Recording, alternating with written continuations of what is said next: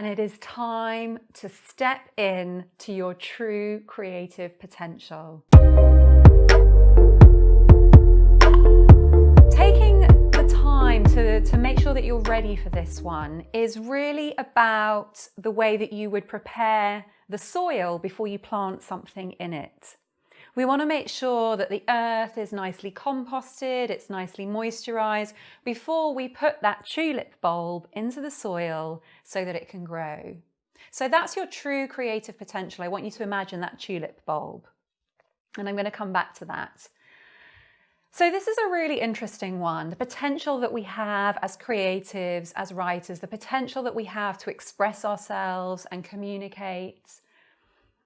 In the hundreds of writers that I have spoken to, about their writing journey, about the struggles that they've experienced, they all have one thing that they often refer to, which is that this desire to write, this urge to put words on the page, it never really went away.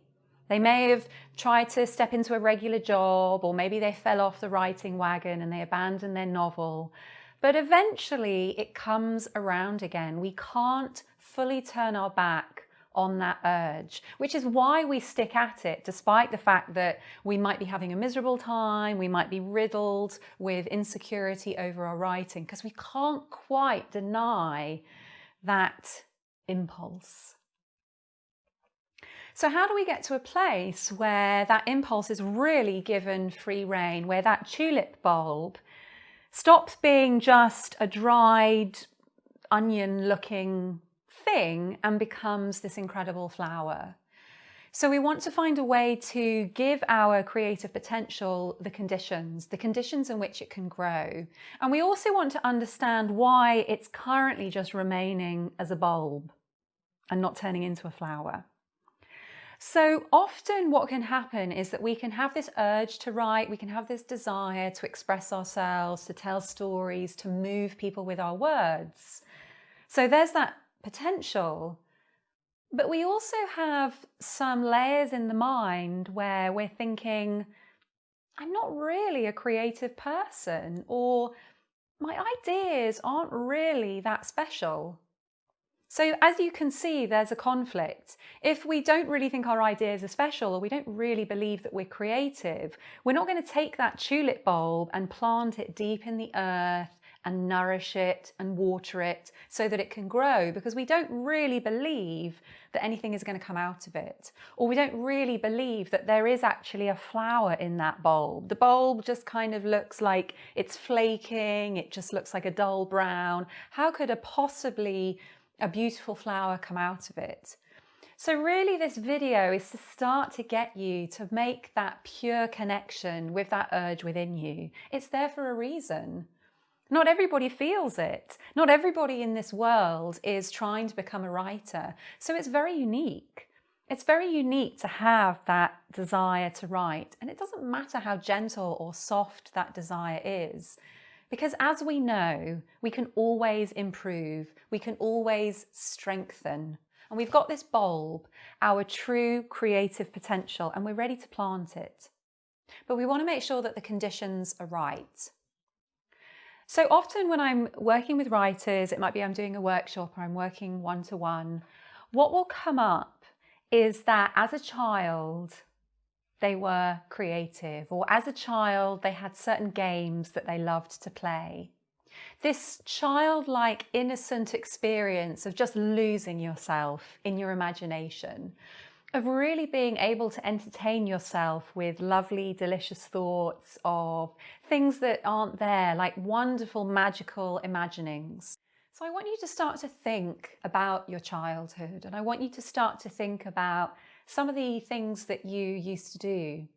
Maybe there were things that you used to make, or maybe it was even in your childhood that you were writing stories, or perhaps you were playing games that involved certain narratives that you had to create or make up. So I want you to really start to remember, what did you get up to as a child? How did you feel as a child when you were involved in one of your games or one of your lovely imaginings? What did you used to think of the world? What did you used to believe in? For me, growing up, I used to have this forest that was really near the house where I lived with my family. And I used to call it the Enchanted Forest. And I used to have this feeling every time I went into that forest that it was filled with magic. And I would often have the sense that as soon as I stepped into the forest, all of the fairies and the elves, they hid. And I would get this sense that they were still there, that they could see me. I just couldn't see them because they were hiding behind that little leaf, or they'd scurried into that little hole in the tree trunk. So for me, magic was all around me. It's absolutely inspired who I am today, this total belief that there's more to the world. And also this total belief that I can absolutely live on all of the ideas and the images and the pictures that my mind creates. So all of those practices are there, that creativity that resides within you. And what is so wonderful about creativity is that it is unique to us as people.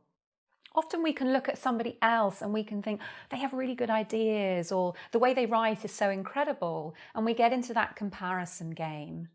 And what happens when we get into the comparison game is that we stop having the spotlight on ourselves and our true creative potential.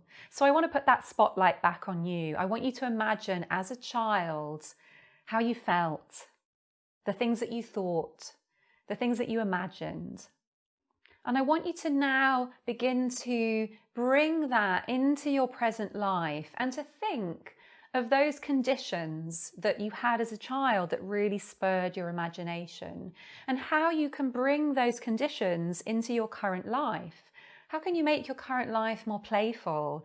How can you bring more potential, more creative fulfillment into your current life to create the conditions for your true creative potential to begin to grow?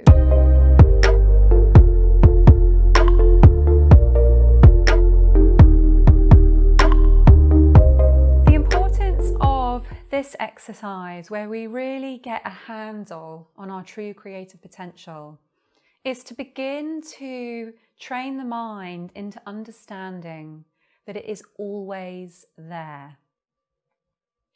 So when I was writing, the first thing I wrote was that my true creative potential is a constant beat. It's always there whenever I stop to listen. And so really by having that trust that the tulip bulb, that the true creative potential is always there, we then come to our writing practice with a different perspective. We come knowing that our gifts are there. So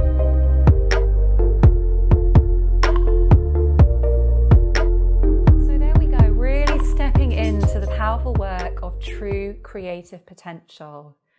We are connecting to how it feels, and we're also understanding the conditions in which we need to have in our lives in order for that flower to grow and that flower to flourish. I wish you loads of fun with this one, and really looking forward to continuing this amazing journey with you in a week's time. I'll see you then.